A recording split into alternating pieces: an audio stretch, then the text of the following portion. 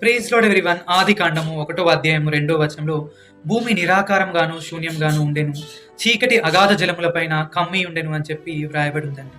భూమి ఎలా ఉందటండి? నిరాకారంగాను శూన్యంగాను, అంటే ఎటువంటి ఆకారం లేకుండా అది ఎంప్టీగా ఉందట అండి. ఆ భూమి, దేవా నాలో ఏమి లేదు, నేను నిరాకారంగా ఉన్నాను, కాబట్టి సమస్తం చేయగల దేవుడవు నీవే, కాబట్టి నన్ను నేను నీకు సమర్పించుకుంటున్నానని చెప్పి భూమి ఎప్పుడైతే దేవునికి సమర్పించుకుందో, దేవుడు భూమి పైన చెట్లను, జంతువులను, సమస్తమును దేవుడు ఎంతో అందంగా సృష్టించాడండి. మనలో కూడా చాలా ఆకారాలు ఉంటాయండి. కోపం అనే ఆకారము, ఈర్ష్య అనే ఆకారము, అసూయ అనే ఆకారము మనలో ఉండే విధంగా ఉంటాయి.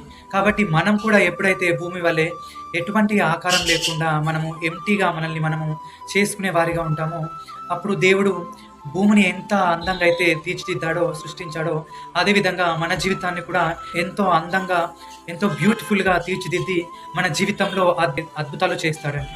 అట్టి